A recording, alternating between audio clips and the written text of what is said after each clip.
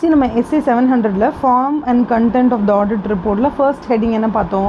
Title, addressee, opinion, basis for opinion பார்த்தோம்ல. இப்போ இவங்க என்ன சொல்கிறாங்கன்னா SA 705 படி நீங்கள் ஒப்பீனியன்னு சும்மா ஜென்ரலாக போடக்கூடாது. ஏன்னா நீங்கள் மாடிஃபை பண்ணியிருக்கீங்கள, ரிப்போர்ட் மாடிஃபைட் ரிப்போர்ட்டாக இருந்தால் ஒப்பீனியன் அப்படின்னு போடக்கூடாது. அதுக்கு பதிலாக அது குவாலிஃபைடு ஒப்பீனியனா, அட்வர்ஸ் ஒப்பீனியனா, இல்லை டிஸ்க்ளைமர் ஆஃப் ஒப்பீனியனா அப்படின்றத போடுங்க.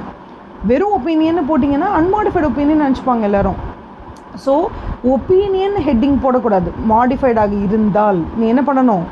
மேலே அட்வர்ஸ் ஒப்பீனியனா அட்வர்ஸ் ஒப்பீனியன், குவாலிஃபைட்னா குவாலிஃபைட் ரிப்போர்ட், இல்லை டிஸ்க்ளைமர் ஆஃப் ஒப்பீனியனா டிஸ்க்ளைமர் ஆஃப் ஒப்பீனியனை போட்டுட்டு அதுக்கப்புறம் கீழே அடுத்த பேராகிராஃபில் அடுத்த ஹெட்டிங் வந்து என்ன கொடுக்கணும்? Basis for the modified opinion, or like basis for the qualified opinion, basis for the adverse opinion, basis for the disclaimer of opinion தெளிவாக கொடுக்கணும் இந்த 2 பேராகிராஃபுமே. ஓகே, அண்ட் தென் இதுக்கு என்னென்னலாம் எக்ஸாக்டாக வேர்ட்ஸ் யூஸ் பண்ணணும்னு சொல்கிறாங்க. ஸோ குவாலிஃபைட் ரிப்போர்ட்டை பொறுத்த வரைக்கும், குவாலிஃபைட் ஒப்பீனியனை பொறுத்த வரைக்கும் everything is okay except திஸ்ன்னு தானே. ஸோ அந்த வேர்டு அங்கே கரெக்டாக கொடுத்துருக்காங்க. Except for the effects of the matters described in the basis for qualified opinion section everything else is ரைட்டுங்கிற மாதிரி நம்ம கொடுக்கணும். இதுதான் இதில் ரொம்ப இம்பார்ட்டண்ட்டு. அதை தாண்டி அட்வர்ஸ் ஒப்பீனியனில் என்ன இம்பார்ட்டண்ட்டுன்னு பார்த்தீங்கன்னா, அட்வர்ஸ் ஒப்பீனியன் வந்து எக்ஸெப்ட் திஸ் எக்ஸெப்ட் தட்டெல்லாம் இல்லை. ரிஸ்க் ஆஃப் மெட்டீரியல் மிஸ்ஸ்டேட்மெண்ட் மெட்டீரியலாகவும் இருக்குது, பெர்வாசிவாகவும் இருக்குது. ஸோ அப்போ நீங்கள் என்ன சொல்லணும்னா, auditor express adverse opinion, auditor என்ன வேர்ட் யூஸ் பண்ணணுமா? Because of the significance of the matters described in the basis for adverse opinion section அப்படின்னு போட்டுட்டு அவங்க என்ன பண்ணணும்? அவங்களோட ரிப்போர்ட்டை கொடுக்கணும். ஓகேவா? ரிப்போர்ட் பண்ணும்போது இப்போ நீங்கள் நல்லா ஞாபகம் வச்சுக்கோங்க, மேலே குவாலிஃபைடு ஒப்பீனியன் கொடுக்கும்போது அவங்க என்ன சொல்கிறாங்கன்னா, when the auditor expresses qualified opinion due to a material misstatement in the financial statement, the auditor shall state that in the auditor's opinion, except for the matters of the, except for the effects of the matters described in basis for the qualified opinion, everything else is nice தானே. அப்போ மற்றதெல்லாம் true and fair view கொடுக்குதுன்னு சொல்லிடலாம். அதை தவிர மற்ற எல்லாமே true and fair view. ஆனால் அட்வர்ஸில் என்ன சொல்ல போகிறோம்னா, significance of the matters described in the basis for adverse sectionன்றதுனால, okay, when reporting in accordance with fair presentation framework, the accompanied financial statements do not present fairly. ஆனால் இங்கே பாருங்கள், except for that மற்றது எல்லாமே present ஃபேர்லின்னு கொடுப்பாங்க. நீங்கள் நல்லா புரிஞ்சுக்கணும், qualified ஒப்பீனியனை பொறுத்த வரைக்கும் அந்த ஹேண்ட்பேக்கில் கீழே இருக்கிற அந்த ஓட்டியை தவிர மற்ற எல்லாமே நல்லா இருக்குது. அதனால் நீங்கள் ரிப்போர்ட் எப்படி கொடுக்கணுன்னா, கொடுக்கும்போது ஸ்டேட்மெண்ட் எப்படி கொடுக்கணுன்னா, except for the hole in the bag everything else is correct, true, ஃபேர்னு கொடுக்கணும். அதனால் இந்த பேராகிராஃபில் when reporting in accordance with fair presentation framework, the accompanying financial statements present truly, fairly எல்லாமே நல்லா இருக்குன்னு நீங்கள் சொல்லணும். ஓகேவா? ட்ரூ அண்ட் ஃபேர் வியூ கொடுக்குதுன்னு சொல்லணும். Except for the hole everything else is giving a true and fair view.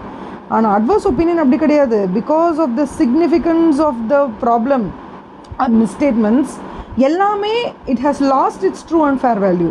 அதனால் நீங்கள் என்ன போடணும்? Because of the significance of the matters described you have to say that the financial statements do not present true and fair வியூன்னு போடணும். அது ஓகேவா?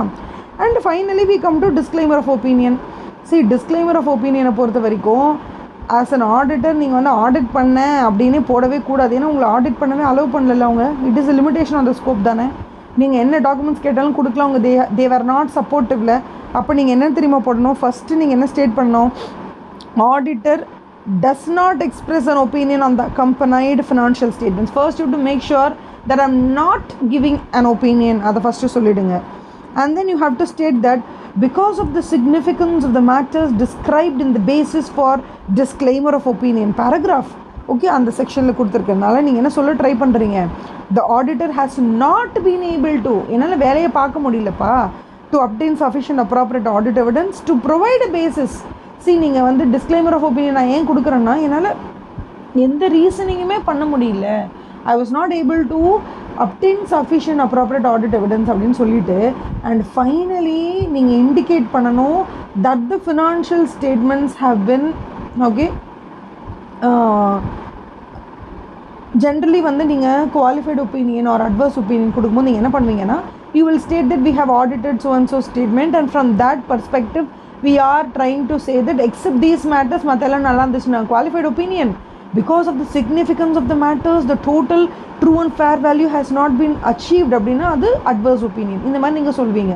But disclaimer ஒப்பீனியனில் நீங்கள் என்ன சொல்லணும்னா I have not audited so I have no opinion அப்படின்னு சொல்லணும்னு சொல்கிறாங்க. அந்த அளவுக்கு SA 705 வந்து it is concentrating on how to modification, அதாவது எப்படி சொல்கிறதுனா மாடிஃபைடு ஒப்பீனியன் கொடுக்கும்போது நீங்கள் ஸ்டேட்மெண்ட்ஸை எப்படி மாற்றணுன்றத it's very important. Okay, I hope you have understood these 3 important things. Number 1 நான் சொன்ன மாதிரி except for that hole in the handbag everything gives true and fair view. இது qualified opinion.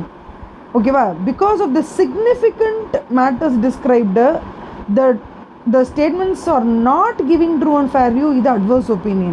and finally disclaimerல வந்து நாங்க ஆடிட்டே பண்ணலப்பா because we are not able to get the sufficient appropriate audit evidence, so we are disclaiming the opinion, plus you have not audited, நாங்க ஆடிட்டே பண்ணலங்கிறது நீங்கள் அங்கே mention பண்ணணும். Okay, இதான் disclaimer opinion. இதை பற்றி உங்களுக்கு இன்னும் நல்லா தெளிவாக தெரியணும் அப்படின்னா நீங்கள் டெஃபினட்டாக ஒரு டிஸ்க்ளைமர் ஆஃப் ஒப்பீனியனோட ஆடிட் கீழே வந்து கொடுத்துருப்பாங்க. அதாவது நீங்கள் படித்து பார்த்தீங்கன்னா you will get a better understanding. அதை எப்படி நம்ம வந்து வேர்டிங்கில் போடணும், ஒரு டிஸ்க்ளைமர் ஆஃப் ஒப்பீனியன் கொடுக்கும்போது அது எப்படி நம்ம வேர்ட் பண்ணணும் அப்படின்றது you will come to know. Okay, thank you.